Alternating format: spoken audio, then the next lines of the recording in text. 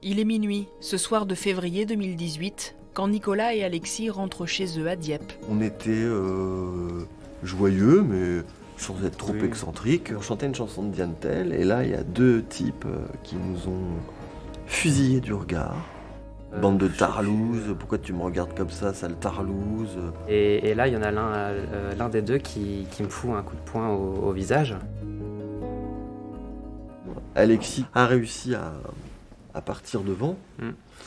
Et moi, ils sont restés sur moi. Je leur ai dit, vous voulez quoi? Vous voulez mon téléphone? Vous voulez mon argent? Vous voulez mon sac? Je vous donne tout. Et ils disaient, non, c'est pas ça qu'on veut. C'est ta gueule, on veut te casser la gueule. Et là, il y avait une profération d'insultes, grosse tarlouse, grosse pédale, qui m'ont rué de coups, jusqu'à ce que je tombe par terre. J'ai cru que j'allais mourir. Et après, ils se sont un peu écartés, en riant. Quand la police est arrivée, ils ont vu que je saignais, que je pleurais. Le premier réflexe, ça a été de me dire que si ils m'avaient cassé la gueule, c'est sans doute parce que je les avais provoqués. Les pompiers sont arrivés, je suis allé à l'hôpital, et en fait j'avais une toute petite poche de sang, heureusement pour moi bien placée derrière le crâne, plusieurs fissures au crâne et plusieurs fractures au sinus. Pour le dépôt de plainte, ils sont examinés par un médecin.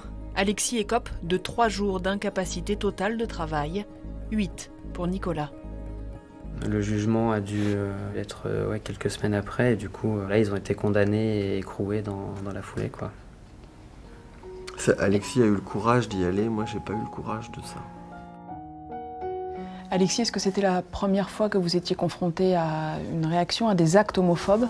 C'était la première fois que j'étais confronté aussi violemment à ça.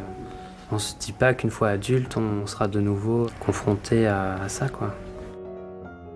J'ai été victime d'homophobie plus jeune, moi dès la 6e en fait. Mon surnom dans toute la cour de récréation c'était Zaza.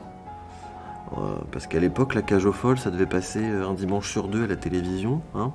On me tirait les oreilles, on me bousculait, le suceur de bite. Il y a une fois où je suis sorti du collège et puis on m'a foutu au sol et on m'a pissé dessus. Est-ce que vous avez l'impression aujourd'hui que la société est moins homophobe? Puis maintenant, avec les réseaux sociaux et tout ça, on s'aperçoit qu'il y a toujours une haine quand même qui se cache.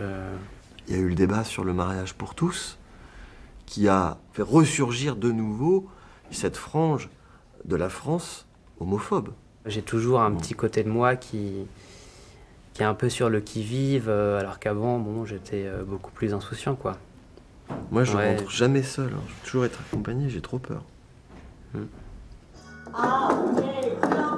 Vous l'avez dit vous-même, vous n'êtes pas militant, mais de quelle manière aujourd'hui vous répondez à cette homophobie?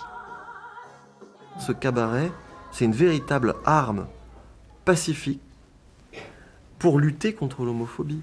Il va y avoir des homos qui vont jouer sur scène, qui vont se trimballer dans les rangs, etc., qui auront un dialogue avec les gens.